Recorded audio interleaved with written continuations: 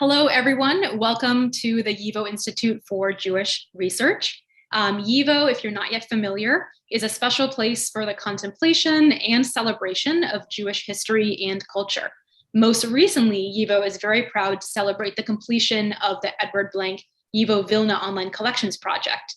That's an international project to preserve, digitize, and virtually reunite YIVO's pre-war library and archival collections located in New York City and Vilnius, Lithuania. So I invite you to learn more about that by going to vilnacollections.yivo.org.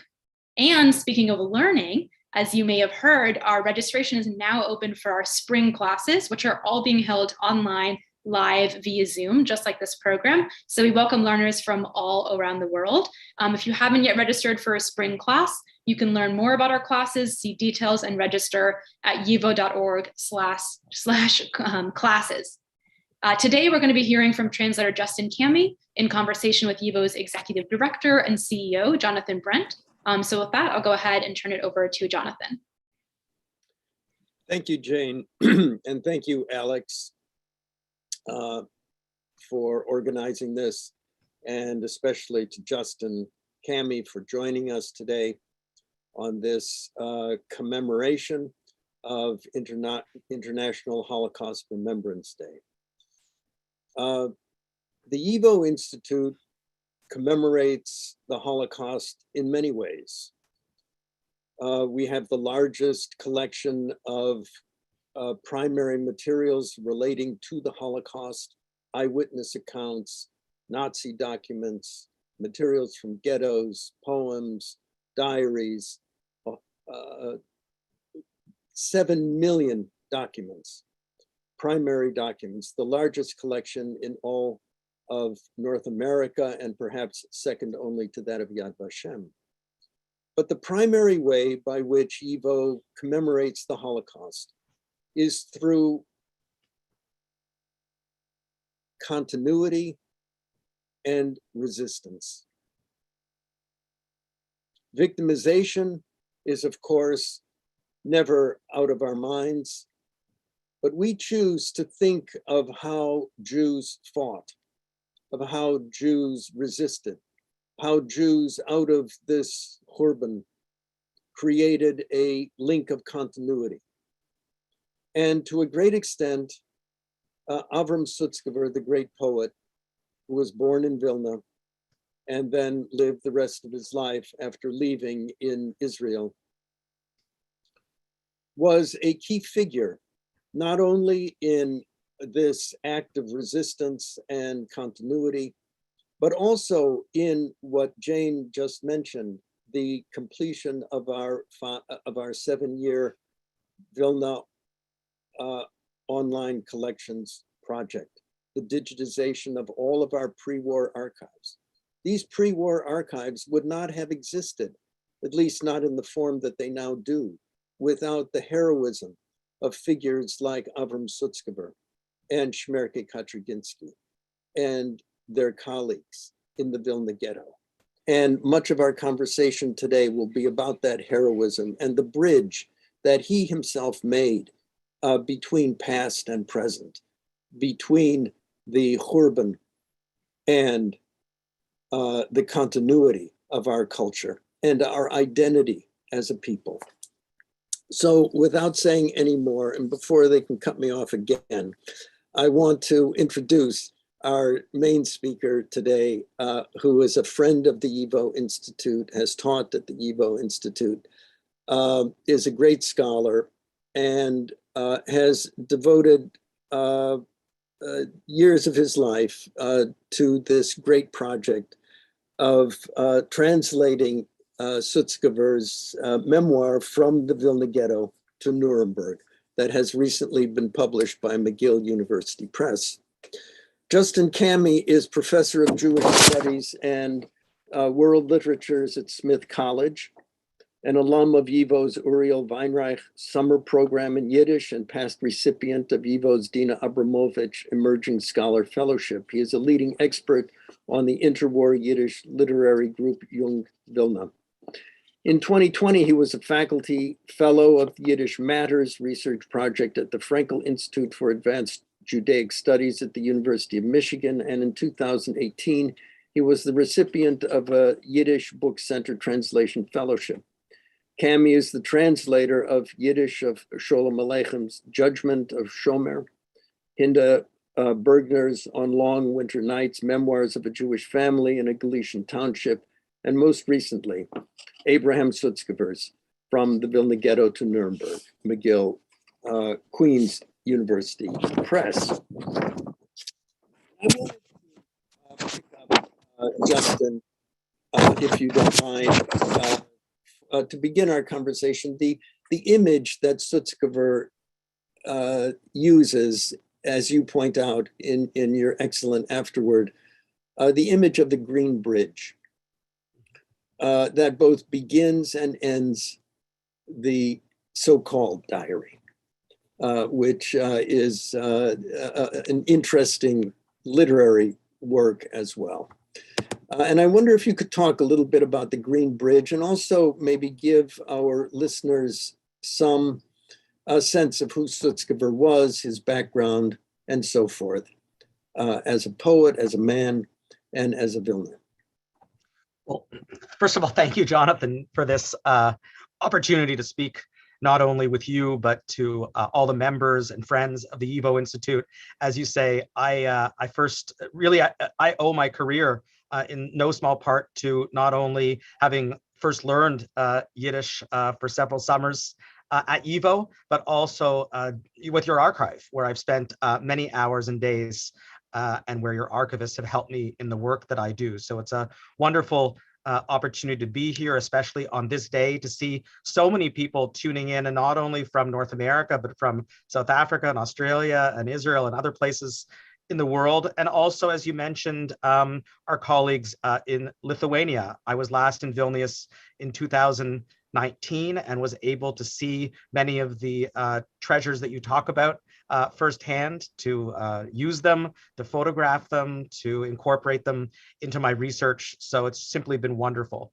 So you asked a question about the Green Bridge. The Green Bridge was one of several bridges that linked the northern part, the northern suburbs of what was then Vilna, Polish Vilna, or as Jews called it, Vilna, with the southern part. And the southern part of the city was really where the oldest part of the city was, especially where the Jewish quarter was. But Sutzkever, like many of his younger contemporaries in the modernist group Young Vilna, lived across the river with his mother. And he had to cross every day this Green Bridge to go from whether it be his school, or whether it be the libraries, or whether it be his talking engagements, or whether it be any of the central institutions of Jewish life in Vilnius. He would have to cross that bridge to go home at the end of the day, and to cross it to go to those places in the morning from his home in the suburb of Snipesuk. So it's very interesting. He knew this bridge. He knew it very, very well. The bridge was destroyed during the war. So he begins his memoir with this image of the Green Bridge and running across the bridge in order to reach his mother. And then at the very end of the memoir, the bridge is lying in ruins in the water, with a Jewish partisan standing over it, staring down at the body with waves washing over it of a German occupier. And this is the way he figures this. He sort of stages these two parts of the memoir, sort of in the very beginning, the Nazi attack, and at the very end, the return of Jewish partisans along with the Red Army to liberate the city. And I think that this tells a certain story, not only about brokenness, namely this bridge in the water. Once something is broken, it can never really be rebuilt. But the idea that a temporary or a new Green Bridge had been built just beside it. So you have sort of this as if continuity. Sort of you can still go back and forth, but it'll never really be the same. And you can call this newly built bridge the Green Bridge, but it's not his Green Bridge. It's not the Jews' Green Bridge. Now it's going to be Soviet Lithuania's Green Bridge. I remember walking over this new bridge many, many times, as recently as the late summer of 2019, sort of just to walk the city, to walk the memoir. He sets out a really interesting spatial geography here. And what's so fascinating is the degree to which so many streets still exist. Some buildings still exist, but how much has been completely wiped off the map. So for instance, you can cross the Green Bridge but it's not the Green Bridge that he mentions. And you can go to the neighborhood of Schnippischok, where he grew up, but the street that Sutzkever lived on, the address, has been completely desolate. It doesn't exist anymore. It's now an entirely new neighborhood of modern things. So this idea that Sutzkever was trying to do in this memoir, sort of providing an image of hope, an image of Jewish resistance, as you say, but at the same time recognizing that hope came too late, right? It wasn't for all of that resistance, for all of that effort, he and his friends and those resistors were not able to save this Jewish community, and that will be broken. That's what's being washed over with those waves. But to a great extent, for us today, they saved Jewish honor. They saved the Jewish spirit. As Viskin, the young director, said, we must be true to ourselves. And in a way, his hero, at least for me, it saved this idea that Jews did not abandon their identities. They didn't abandon their inner strength in a way. Yes, they were defeated, so many, but we're alive today. And we can, yes, as you say, not walk over that same green bridge, but we can, in a way, find a substitute. However, we do it. It's not the concrete one, but somehow there is some nourishment that comes from this memory of that resistance. Indeed, and that's the sort of the imaginative bridge that now becomes what he has to, that becomes the charge of Yiddish writers after the war, to build the imaginative bridge where those physical structures no longer exist. I think the point about rescuing and preserving Jewish honor and dignity is really important when you talk about the partisan resistance. And of course, Sutzkever certainly was part of that partisan resistance and spent 6 months in the partisan forests. But he also does something really interesting in this text that in some ways goes beyond his charge by the Soviets. So he was invited by Ilya Ehrenberg and Vasily Grossman and others in the Black Book Project to contribute an essay on the destruction of Vilna. And the instructions were fairly clear that what the Soviets and the Jewish Anti-Fascist Committee were interested in was a memoir or a document of Jews who were fighting, of Jews who were part of the larger resistance against fascism. But Sutzkever goes well beyond that in his memoir by looking at other acts of resistance, acts of cultural resistance, acts of teachers who refuse not to teach, despite the fact that student numbers are dwindling.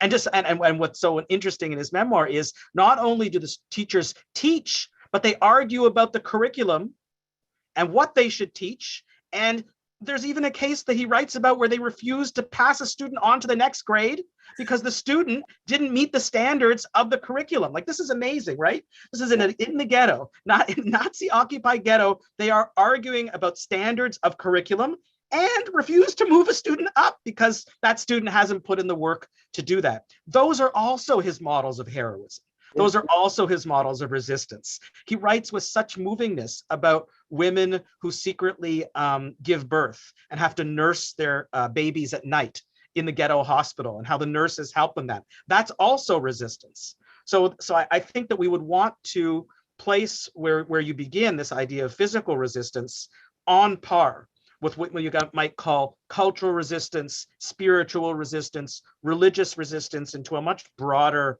sort of notion of what resistance was in the eyes of Sutzkever.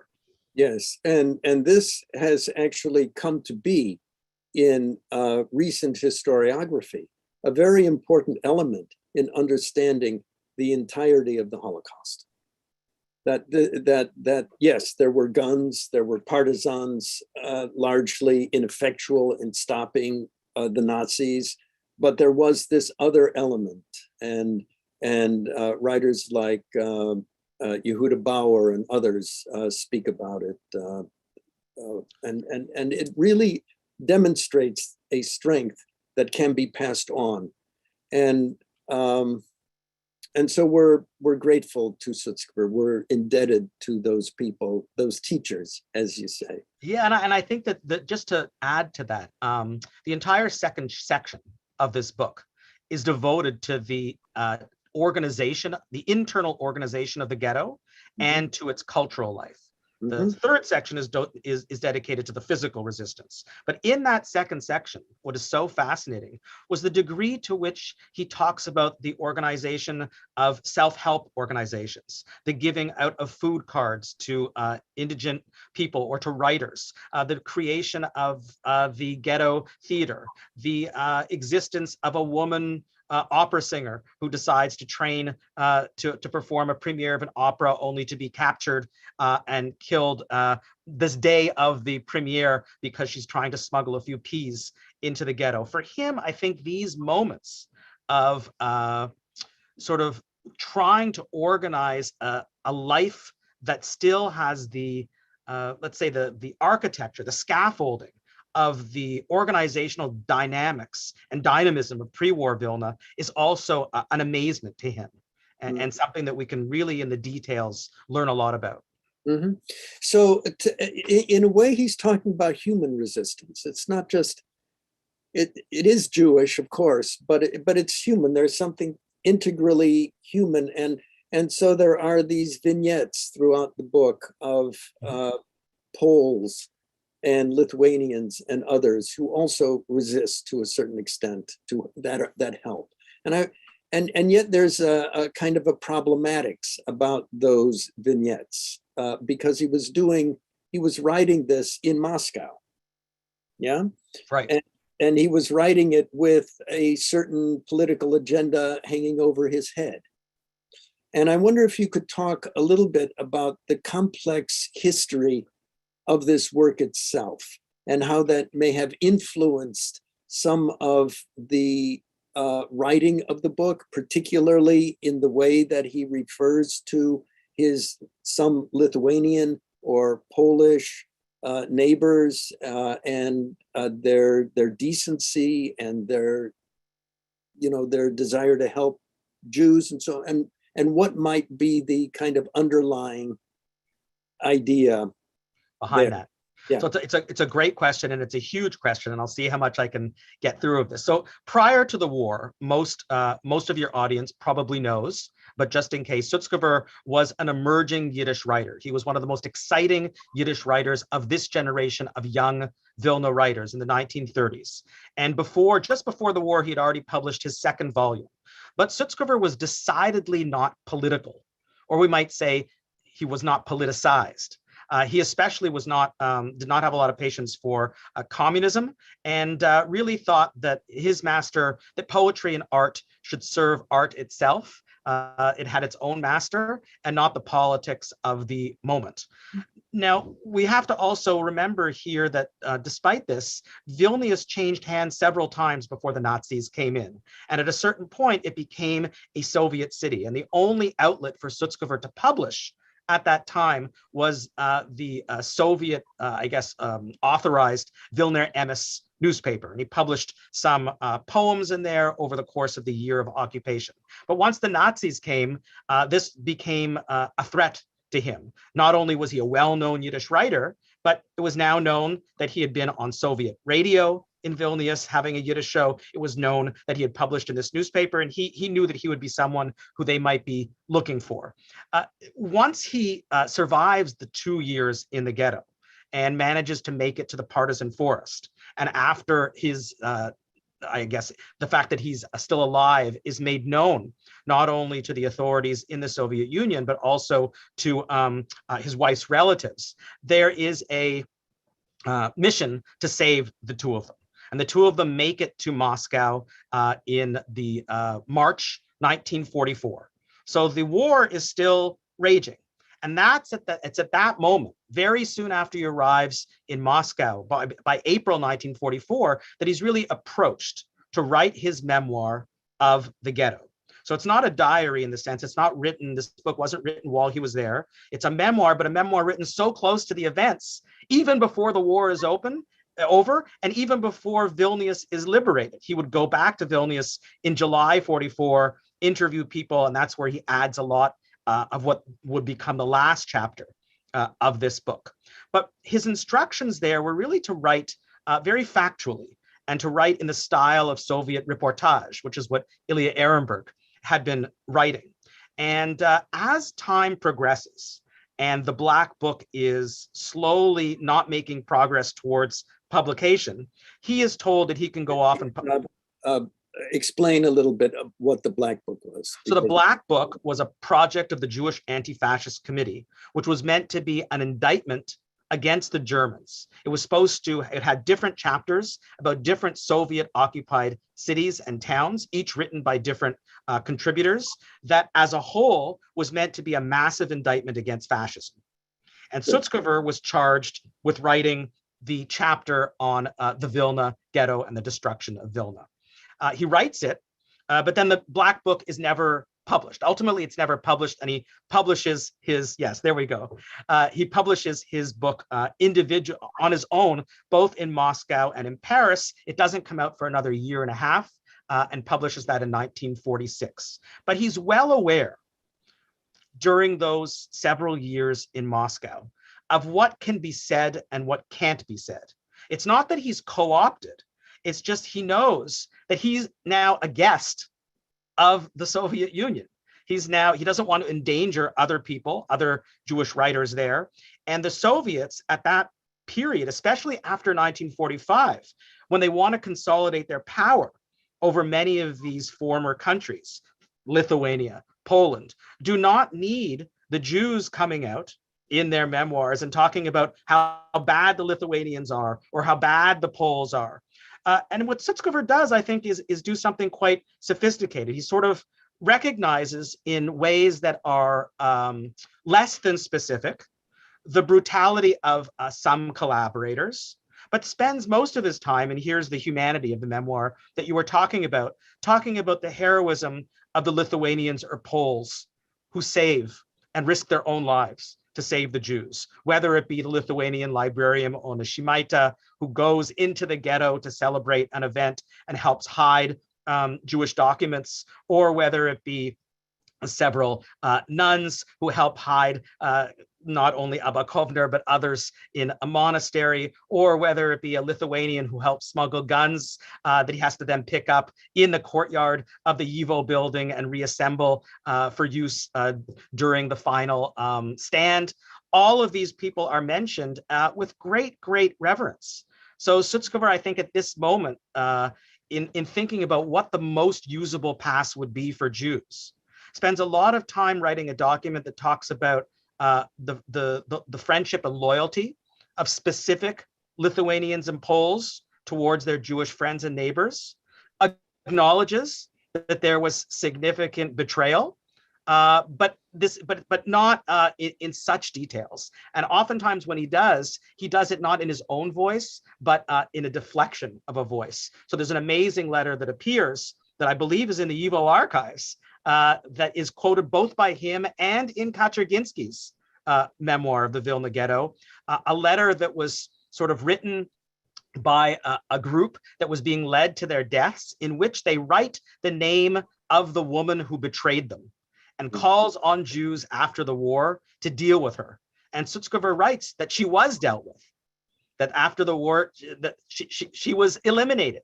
But what's so interesting about the letter is that it's edited, because in the letter, it talks in great specificity about the degree of sadism of the Nazis and their collaborators at the time, and in this case, towards sexual sadism towards children. Sutzkever doesn't include that part.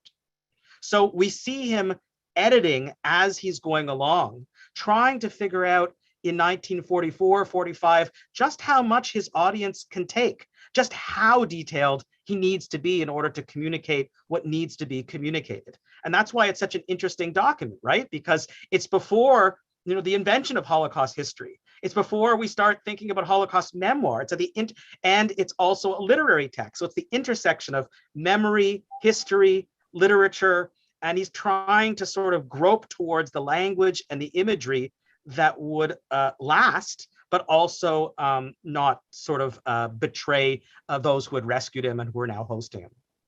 I wonder if you would agree that, and I believe Sutzkever actually says this at one point, though I may be misremembering, that ultimately it was the Germans who were responsible.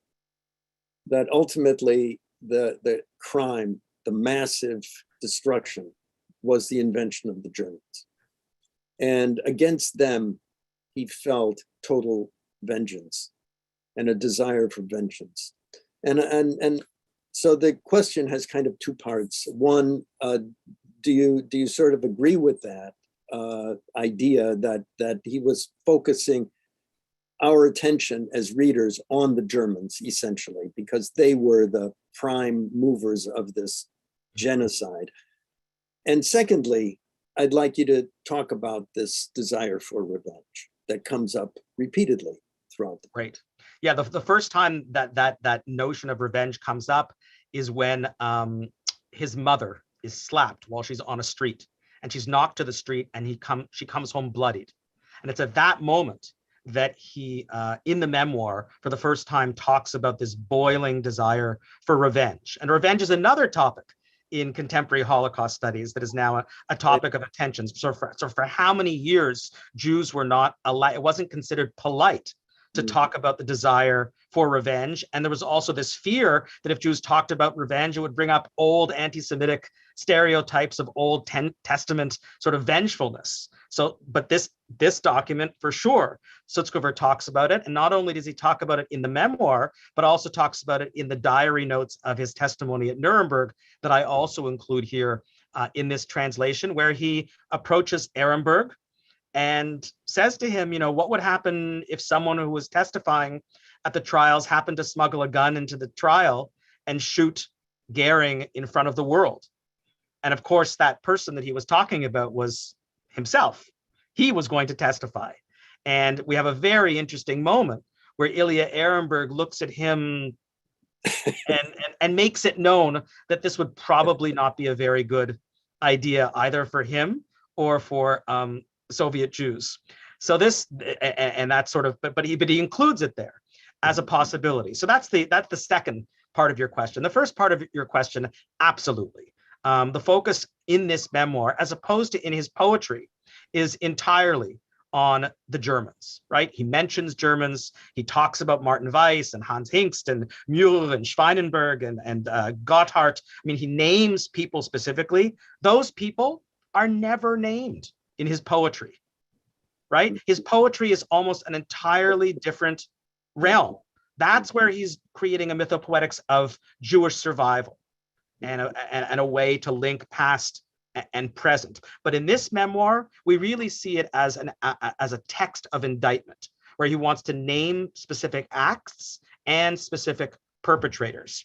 And we also see in the diary notes, when he's flying over Germany and when he's walking the streets of Nuremberg before and after his testimony, the glee, the joy that he feels in seeing a destroyed Germany. And I think this is a healthy moment in the text, where we actually have a Jewish writer being able to say, I'm so sorry, I apologize, it's so terrible that Germany was also destroyed, but almost celebrating it. But more than celebrating that, he celebrated the fact that he, as a Yiddish writer, was able to testify, and writes very movingly that not only the Yiddish language lives, but the Jewish people lives. That was his main sort of argument and desire for testifying at Nuremberg. Mm-hmm. There's so much to talk about, but I do want you to talk a little bit also about how he describes the ghetto, and in particular the Molinas and the underground city that he describes. Why don't you talk a little bit about that, because it's absolutely fascinating. Yeah.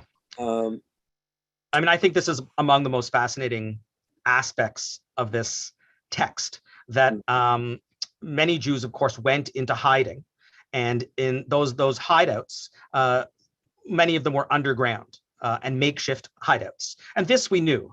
But when you read the memoir, you realize just how extensive some of these hideouts were, ranging from hideouts for people who were very well connected, or for people who were part of the wealthier part of Jewish society, to makeshift hideouts, including things that I didn't know, and I was surprised to hear about, that there's one hideout that has its own electricity, that has its own ventilation, that has its own underground elevator, not elevator, but walkway that's motorized, that has its shower that drains into places. He talks about how from underground, people would go into the sewers, not only partisans, but lovers, in order to make love and have some privacy, but had to make sure that, they weren't heard in their delights above ground, above the sewer caps, because there could always be someone walking around who would then betray the location of the Jews. He also talks about these molinas as sites of not only despair, but terror, especially when they were discovered, whether it be the Nazis shooting into them or dragging people out. These are horrifying moments. But again, this underground city that he describes let's put it descriptively, objectively in this text, then becomes the inspiration for his first epic poem. So after the war, he will start a draft in Moscow, he will continue it in Lodz in Paris, he will publish it in Tel Aviv, right? But this becomes his great poem about the underground city. So he takes, what we can do is, as readers, we can look at sort of the memoir and historical document and then compare it to what he does in poetry to see how those two things are both in conversation, but also serving entirely different causes. Yeah, it's fantastic, really. For that alone, people should read this memoir, I think. And there are, there's really an endless stream of, not just for thought, but also for literary inspiration from this, making love in the sewer. It's really something. Talk a little bit about Kittel. Kittel was a brutal guy. He talks about, but he's more than just, he's brutal, but there is Kittel, there's Paul, there's Gotthard. There are a whole slew of these guys who are highly educated. Mm-hmm. They are cultured. And you say in your afterword something that I thought is so striking, which is that in a way, in this fashion, Sutzkever was indicting Western culture. Yes. The afterword that I co-wrote with Professor Noverstern was a real object of sort of intense research on his part and then on my part, and it was published in Hebrew in one edition and then expanded into English for this edition. I think Sutzkever did see this as an indictment of Western civilization. These were not ordinary people who were just plucked out of German society to do Hitler's bidding. These were very, very educated folks, right? Some of them actually had PhDs. Some of them had studied at the Hebrew University in the 1930s to get their divinity degrees. And this entire sort of world of someone who could shoot a child with one hand while playing the piano with the other hand, which is one image that he has of this. I think that image is there to just, I think it's incomprehensible to Sutzkever. That is, how can someone have a piano dragged into the ghetto streets and play the piano at that level, clearly trained and clearly a lover of great music, and then at a certain point also shoot someone while not missing a note? Right. That one image. How can our culture have Goethe and Schiller and Beethoven, right, and have this? Right. How does that happen?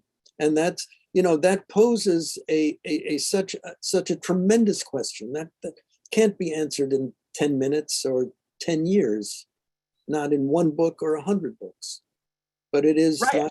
It's the moral question of. I really think so. Yeah, and just to go back to one thing that you had talked about or asked about earlier, I think it's important to also recall that there are two different editions of this book. That the edition that was published in 1946 in Moscow is slightly different than the edition that was published in 1946 in Paris. And what's so interesting about what I wanted to do was I wanted to synthesize both. So I brought both of those texts together. I translated one and then went line by line looking at the other. And where one differed, I show the reader where it differs, so that the really attentive reader can do the work of figuring out why could he say this in Moscow, but not find that interesting or necessary to say for the Paris edition, and vice versa. Right. So he was well aware of the censors. Sometimes there was self-censorship. Sometimes there's censorship itself. There are pages of the memoir in the Garf archive in Moscow that future scholars can go and look at to compare to the published edition.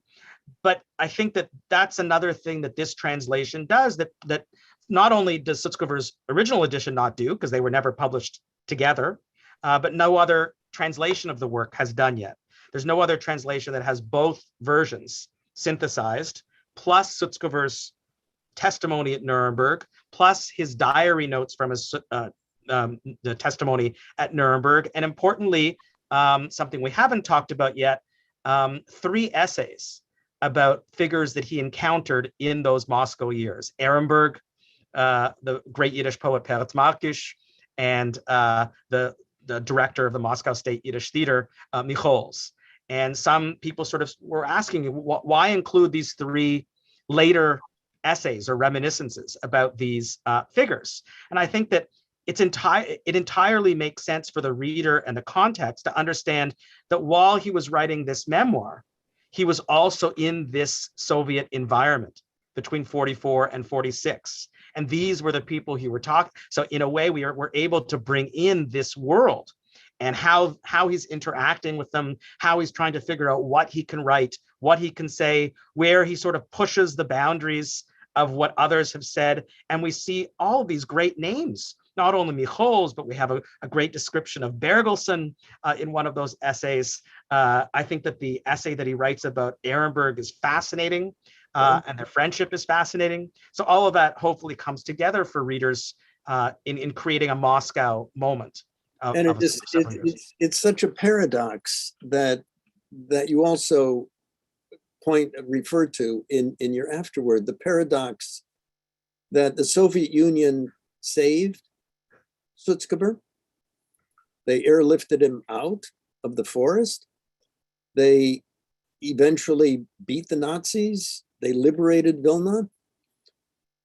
And at the same time, of the 3 people who Sutzkever writes about, Ehrenberg, Peretz Markish, and Michols, 2 of them were assassinated or murdered by Stalin. And he intended to destroy all of the materials that Sutzkever had saved. All of the cultural legacy of the Jewish people was destined to be destroyed on order from Stalin during the anti-Jewish, anti-cosmopolitan campaign that gets started in 1948. And so there's this historical paradox at the core of so much of this history. It's very difficult to grasp for so many people. Yeah, I mean, I think the Jews were as useful as they were loyal anti-fascists.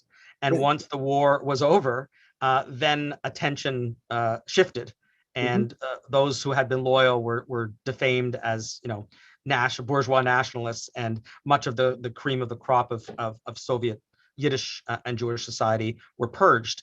I think that the other question there is to sort of figure out the ways writers adapt to their environments.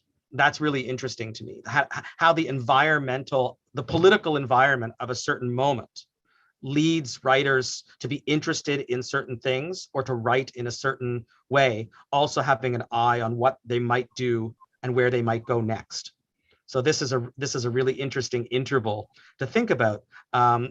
Even your description of Sutzkever being rescued by the Soviets. I mean, Sutzkever himself says that he was rescued.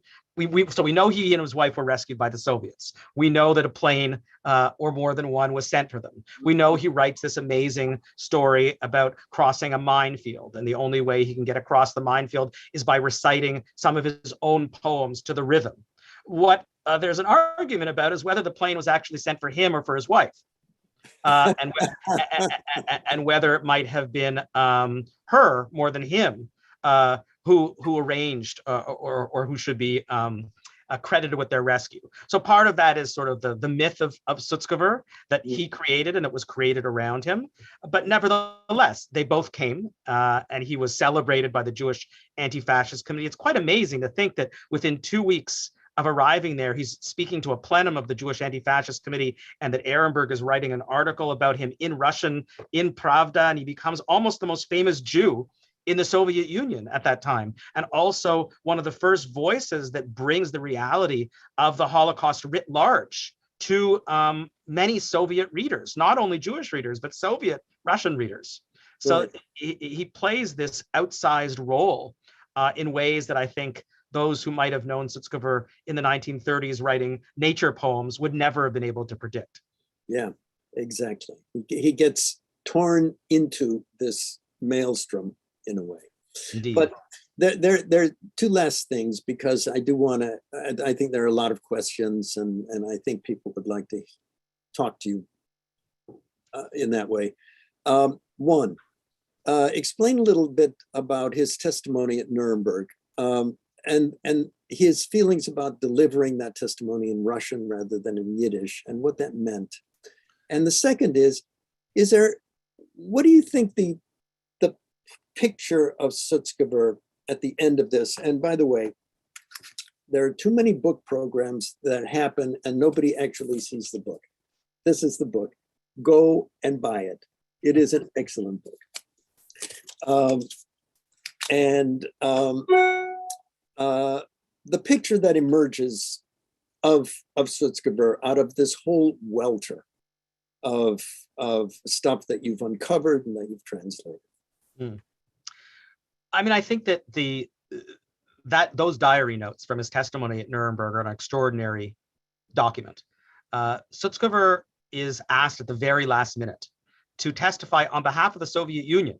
There's already a lineup of other witnesses that are going to fly to Nuremberg, and he's added at the very last minute. He almost misses the opportunity because he can't be reached. He has to rush back to Moscow. He has to be driven around to buy clothes so he looks presentable. He has to go to the Soviet authorities to clear what he's going to say so that the prosecutor can know what questions to ask and how he's going to answer. Sutzkever, I think, surprises even the Soviet prosecutors by bringing a document with him, which he's asked to turn over to the authorities. So he brings actual evidence beyond his own evidence. But what's so amazing about that diary is how anxious he is, which we can understand. He doesn't know, am I going to be called? Am I not going to be called? Are they going to pass me over? Are they not going to pass me over? And then he says that really the most important thing for him is to be able to testify in Yiddish. And he asks for a translator. And at the very last minute, he's told, it's just not an official language of this tribunal. You're not going to be able to testify in Yiddish. And he's told he has to testify in Russian. Now, his Polish was great, and his Yiddish was great, and his Hebrew was very strong, but his Russian was, let's say, slower. And he writes in the diary how he prayed to the master of language before the day he testified to have the Russian words to be able to communicate what he would have preferred to communicate in Yiddish. So this is an extraordinary moment. Even more extraordinary, of course, is that all your viewers can go onto YouTube and see that testimony, or at least parts of that testimony. It's there. You can hear Sutzkever speaking Russian. There are transliterations at the bottom, and we see him also standing throughout his testimony. He refused several offers to sit. He said that he wanted to stand because that was his way of saying Kaddish over the dead. So he writes all of this in these diary notes that are included in the volume that one can read. Well, thank you. Thank you so much, Justin. We could go on, obviously, but I think we ought to open this up for questions. And I see that there are many in the Q&A. So I will just pick the first. I would be interested in learning, this is from Vera Sandronsky. I would be interested in learning about what the Jewish community did in the lead up to the Holocaust. Were there controversies within the Jewish community, and I guess in Vilna, about how to resist before the Nazis took over?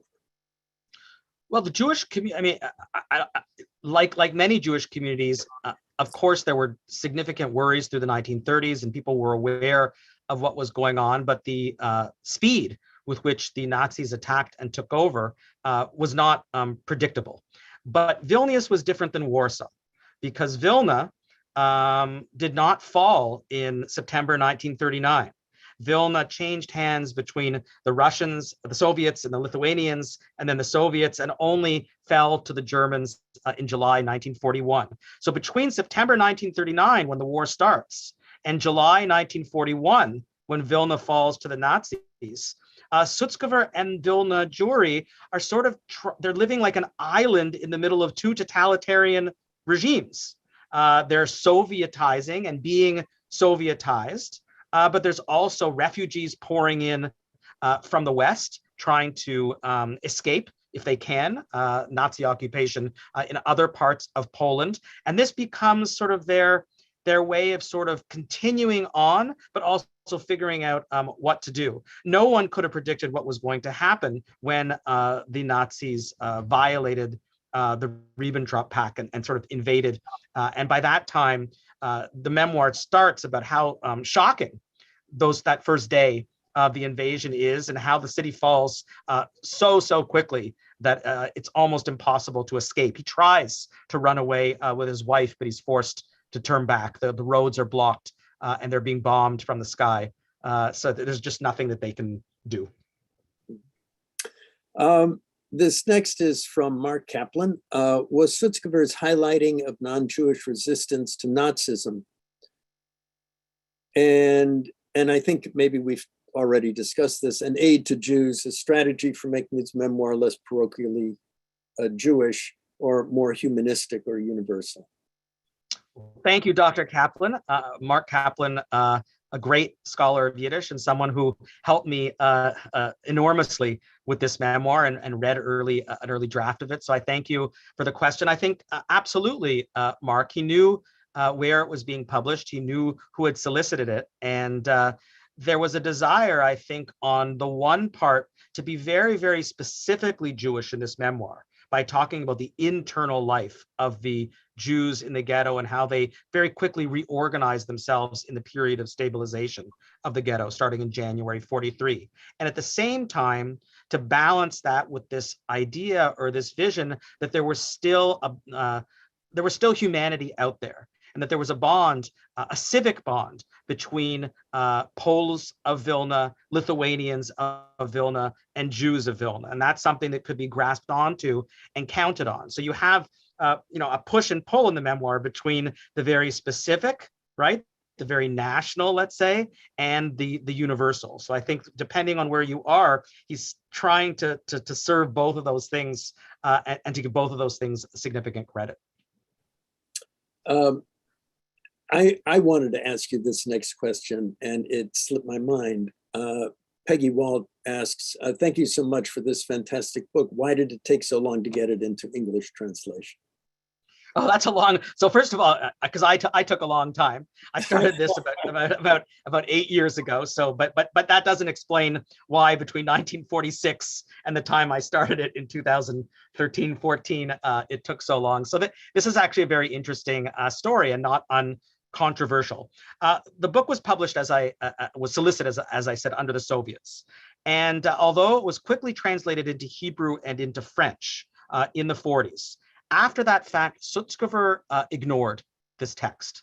He did not mention it when he created his collection of post-war of Holocaust verse. He rarely referenced it, and when he was asked about it, he sort of shoo-shooed people away from it. There are some scholars who've argued that Sutzkever, as he matured into a writer, really felt that everything he had to say about the Churban was contained in his poetry and in his stories that were wonderfully also translated and came out in early 2021. And that this prose memoir, this reportage, was somehow beyond what he felt comfortable returning to.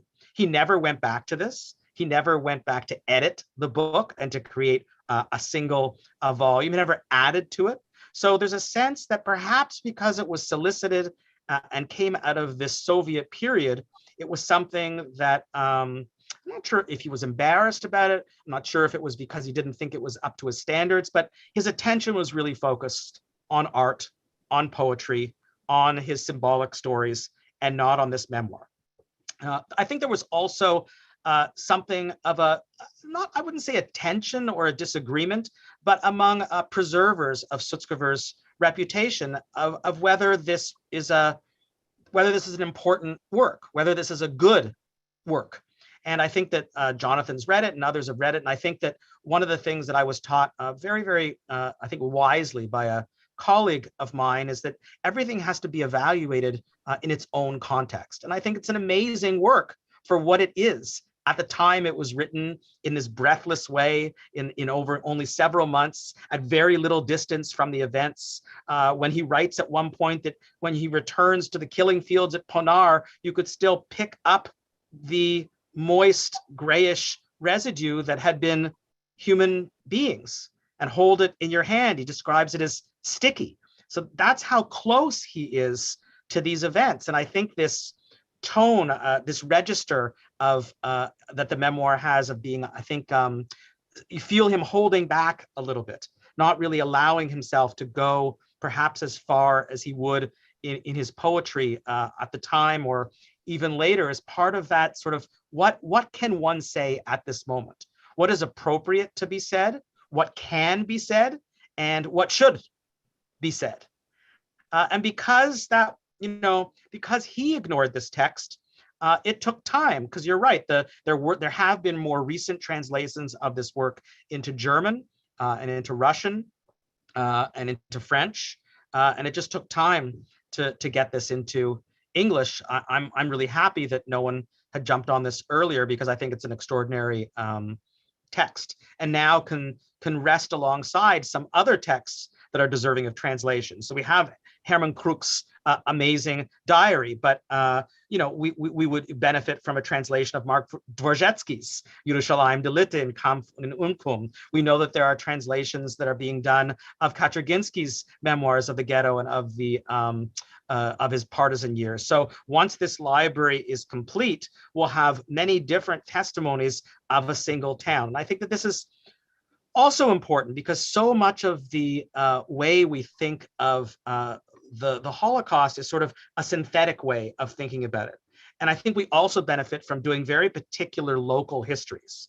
So the Khorban in Vilna was not the same as the Khorban in Kovna, and it was not the same as which was not the same as the Khorban in Warsaw. And the Khorban of Yiddish-speaking Jews and the textual and cultural references that they relied on were different than the textual and cultural references that Central European Jews were able to rely on. So we're now at a period where, sometimes people say, there's so much out there at the Holocaust. What more could possibly be left to say? There's a lot more, as we realize in this text, that's left to say. A lot of details that we just don't know about. I mean, one of the most moving things in the memoir for me, Jonathan, was where he describes those who had been businessmen or lawyers before the war, and they become chimney sweeps, right? And how proud they are to be chimney sweeps, because they go not only throughout the ghetto, but outside the ghetto. And in so doing, every time they come back in their bucket, they're smuggling in bread or some type of yeast or a gun. That is this idea that those who might have been part of the middle intellectual class and now become workers, but are doing it with a sense of being part of this community and still contributing. And that's the amazing thing that was the Vilnius community. Although it was not the largest Jewish community in Poland, it had this sense, this proud sense of being Lithuanian and of being a Vilna native. And these things, I think, come out in how the community comes together in certain ways. Yeah. Well, we have time for maybe two. This is a long question, but I think the answer will be short. This is from Claudia Browdy in South Africa. Is there an Oberstrum Fear in Sutzkever's biography who, subsequent to his activities in Lithuania, during the war, became an intelligence operative for the British and who committed suicide on being arrested sometime in the 1960s. An unnamed person of this description is an interested party in my own research, Claude is. I'd be grateful for possible leads. Do you know anything about that? I do not. I'm sorry. Okay. Do you? No, I do not. I don't. But it doesn't mean that it's not, that it doesn't exist. Yeah. An anonymous attendee, does he speak of Wittke Kempner? He does. He mentions Wittke Kempner, and I think one of the most astounding parts of the memoir is the degree to which he focuses on women in this text. Sutzkever often spoke about himself. That was what he was best at. But here he spends a lot of time not talking about himself and talking about others. And remarkably, those others that he's talking about, so many of them happen to be women. And it's one of the things that Professor Noverstedt and I point out in our afterwards, the degree to which this becomes a foundational text, just in the fact that he notices and he mentions and he thinks it's important to note all of these women, Jewish and non-Jewish, who are part of the cultural and especially the physical resistance. So he does mention Wittke Kempner in the text.